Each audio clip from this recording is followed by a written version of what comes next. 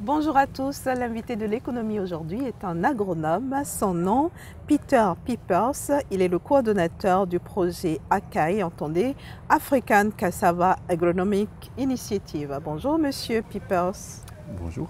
Alors vous êtes basé au Kenya et ça fait des années que vous travaillez dans ce domaine. Qu'est-ce que vous pouvez nous dire rapidement sur les travaux de votre projet? Donc c'est un projet qui travaille sur tous les aspects agronomiques pour le manioc, donc la cultivation de manioc. C'est un projet qui travaille au Nigeria, au Kenya, et qui essaye d'améliorer la production de manioc en travaillant avec beaucoup de partenaires, des partenaires de développement, des partenaires de recherche, internationaux et locaux. Et bon, ce qu'on cherche à faire, c'est créer des produits de recherche qui sont directement utilisables, valables pour ces organisations qui vont travailler avec les agriculteurs, les cultivateurs de manioc. Et donc ce qu'on essaye de faire, c'est leur donner la connaissance et des outils pour donner des recommandations aux paysans. Comment justement sélectionnez-vous vos partenaires, les producteurs avec qui vous travaillez? Quels sont les critères qu'ils doivent remplir pour travailler avec vous? Alors les partenaires de développement, ce sont des gens qui sont déjà engagés dans la chaîne de valeur du manioc, donc qui ont déjà un réseau actif dans lequel ils essayent de travailler avec les paysans et qui ont des questions concrètes, qui sont des gens qui sont actifs sur terrain, disons, qui travaillent déjà avec beaucoup des paysans et qui ont besoin de produits de recherche pour aider ces gens. Et votre accompagnement, en quoi consiste-t-il exactement? Donc, pour vous donner un exemple, il y a des organisations qui cherchent à augmenter les rendements de manioc en utilisant les engrais chimiques, par exemple, et ils cherchent à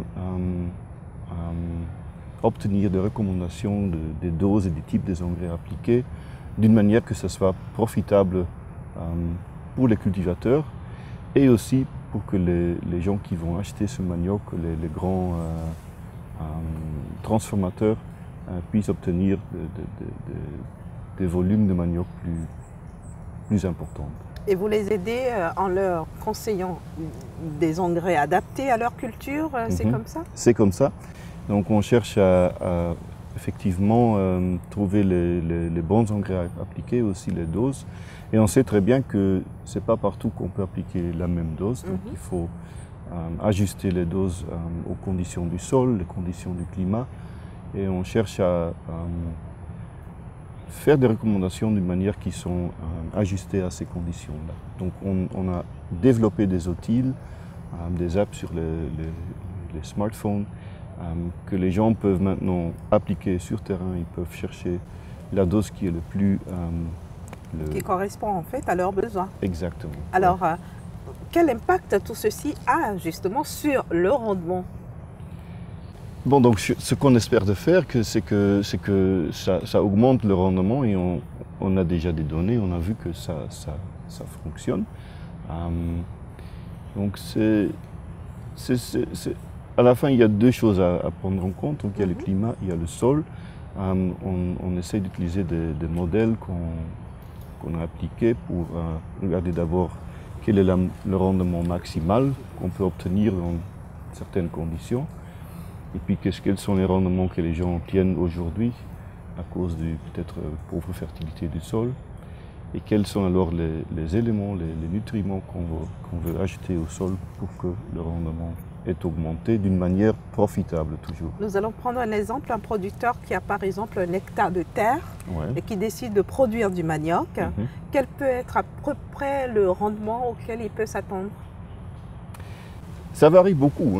Moyennement, dans les deux pays, c'est autour de 10 à 15 tonnes par hectare. Ce sont les rendements qu'on trouve souvent moyennement dans les deux pays. Et avec engrais, on peut facilement doubler ça. Et vous intervenez aussi dans le domaine de la transformation ou vous vous arrêtez à la production? Pas directement, mais on travaille avec ces gens parce que leur problème, c'est surtout qu'ils veulent que l'approvisionnement du manioc soit régulier pendant toute l'année. Donc eux, ils cherchent que les agriculteurs produisent d'une manière qui permette que n'importe quel jour de l'année, il y a du manioc. Qu'il y a de la disponibilité. Oui.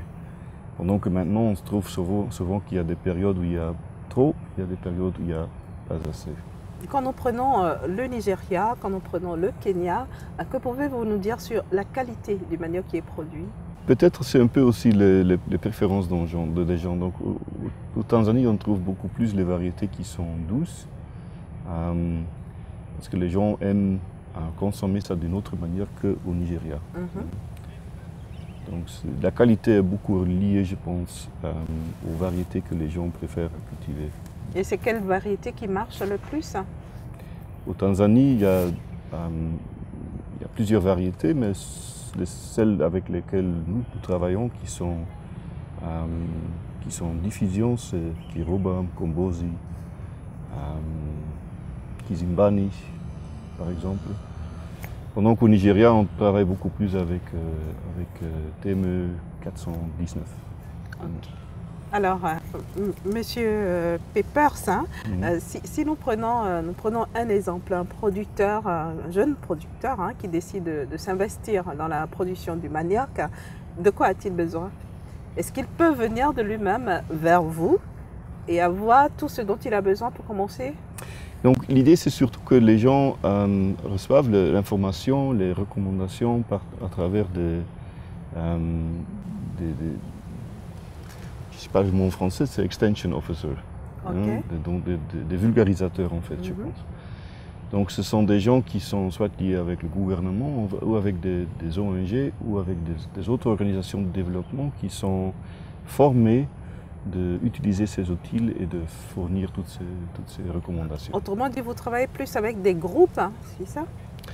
Oui. Avec des individus. Ça dépend aussi un peu du partenaire. Donc on travaille avec plus que 10 partenaires et chaque partenaire a son propre réseau, sa manière de faire pour vulgariser les recommandations. Et quel bilan faites-vous aujourd'hui de vos activités?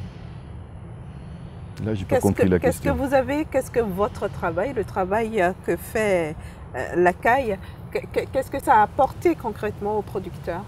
Qu'est-ce que ça a changé dans la vie? Donc on voit déjà, on est maintenant plus ou moins dans la moitié du projet, donc ça veut dire qu'on est dans un an où on change un peu de faire beaucoup de recherches et on commence à faire beaucoup plus la promotion des résultats. Et quels sont ces résultats? Par exemple, on voit qu'il y a des gens qui commencent à modifier leurs pratiques, qui commencent à planter d'une manière différente, qui commencent à adapter leurs pratiques, qui commencent à appliquer les engrais pendant qu'avant ils ne font pas. Des gens qui commencent à investir dans des tracteurs pour cultiver, pour préparer le terrain, etc. Donc les gens commencent à comprendre que ces investissements, ça vaut la peine parce que à la fin, on gagne de l'argent. Alors, c'est quoi la suite du projet? La suite, c'est que maintenant, on va vraiment commencer à former beaucoup de vulgarisateurs. On va aussi continuer à valider tous nos outils pour qu'on voit que ce qu'on a fait dans ce projet soit effectivement utilisé par les cultivateurs jusqu'à la fin du projet et espérons aussi après. Est-ce que vous envisagez par exemple de vous étendre vers d'autres pays, dépasser le Nigeria, dépasser la Tanzanie?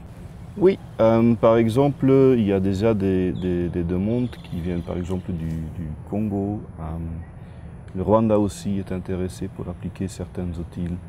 Et peut-être aussi on va aller à l'Ouganda, le Ghana, dans la dernière année du projet. Et finalement, comment est-ce que vous voyez l'avenir de la filière manioc en Afrique?